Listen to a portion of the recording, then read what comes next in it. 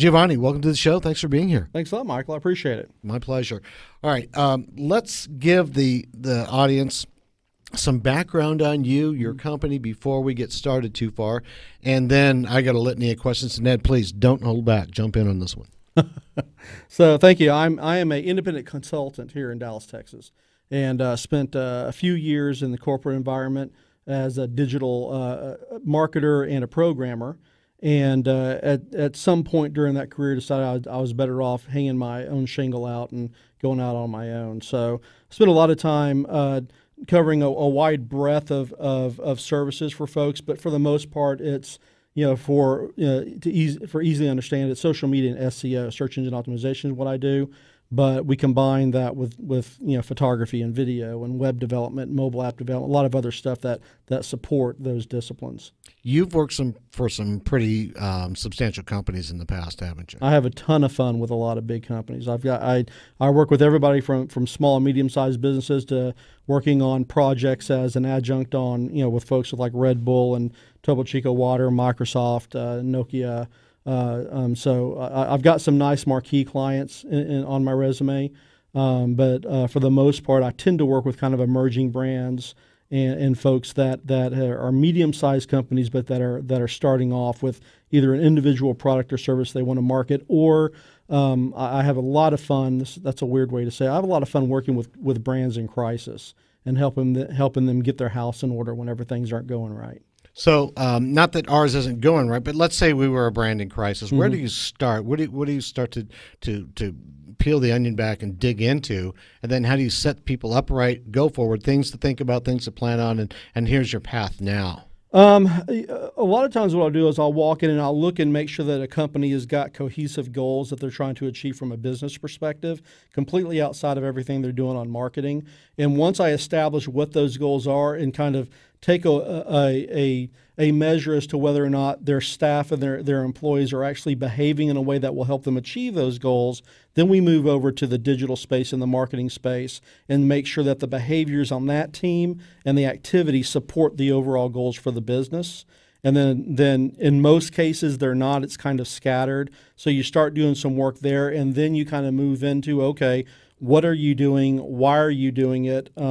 I've got a lot of fantastic kind of Zig Ziglar-esque kind of anecdotes about, you walk into a company and you find out that they're doing something and you ask them why and they have no idea why. Essentially, the answer is we're doing it because we've always done it, right? So I try to remove a lot of the behavior that they have on their team that makes no sense, but that they're doing it just because they're used to doing it that way. And then we start targeting our behavior so that what we do actually supports the overall mission of what the company should be doing. That's the first time I've heard that put that way. We've had digital marketing people on the show over and over and over again, and that's the first time I've heard you approach it like, let's talk about what you're trying to achieve versus, oh my God, let me come in there and just here's the whiz bang of how it is so.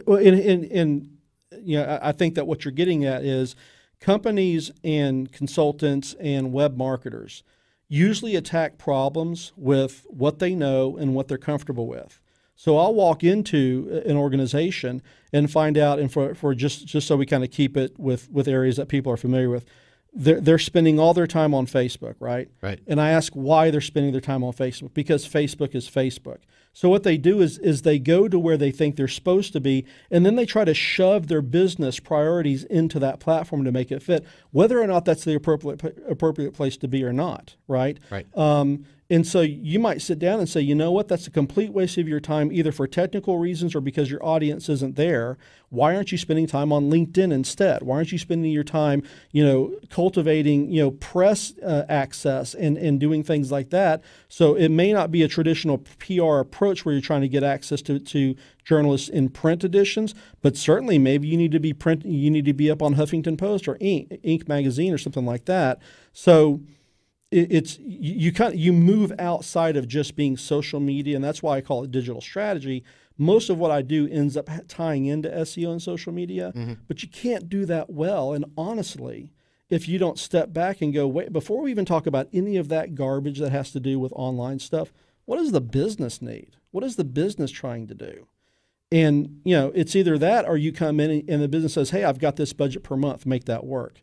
has nothing to do with what your goals are. Let's figure out what your goals are, find out the solution, and then based upon your budget, we'll figure out the best path to take, as opposed to, I've got X amount of dollars, let's do ads. What about there on that point too, but what about the approach that I hear every once in a while? You need to be everywhere. You need to be on Instagram. You need to be on LinkedIn. You need to be on Facebook, and then you need to have a campaign that involves email. How do you go about structuring something that's really effective? Let's say I want CEOs to call me. I want CEOs to come onto the show, and I want CEOs to grow their business because they're on my show.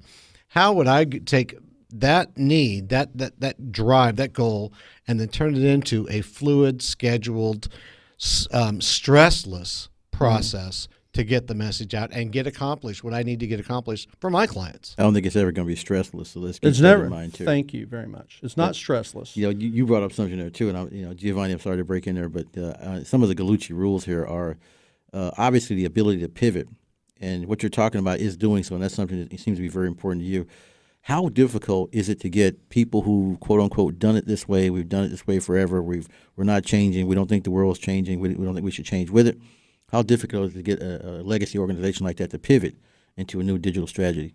Well, first, usually in my situation, I'm not called into the room until something like that has happened, and it's either it's already happened and they've pivoted and they're ready to go, or I've got somebody who's a champion inside of an organization that needs backup and support to convince everybody else. So usually you solve those issues by bringing data to bear down on the issue. So if I can come into a place and I'm trying to convince somebody that Facebook or Google, or maybe it's YouTube, or maybe it's a combination of having a campaign where you're looking at influencers within your industry to try to start writing more about what your business is doing, you bring stats to the table to show this is where your audience is.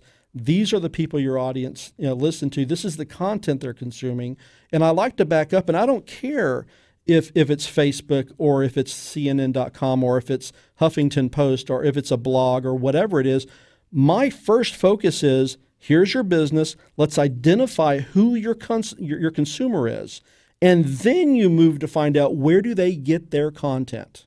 What are they consuming? And it can be anything from being in a car, sitting on the highway looking at billboards, to listening to the radio, to watching it on YouTube, to consuming it from whatever news source they get, news magazine they read online.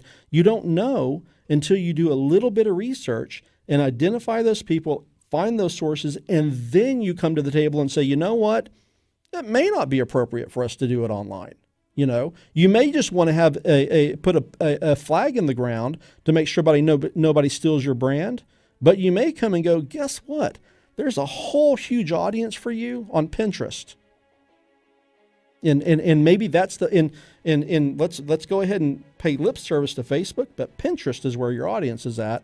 And if that's the case, let's pull together the strategy so that we can grow an audience over there. Giovanni, you're going to be back again on Thursday. And thanks for really enlightening the conversation and being here today. Absolutely. I appreciate it. My pleasure. All right. Giovanni Gallucci, he is a digital marketing extraordinaire gentleman. You're going to be hearing a lot from him, and he's working with us now.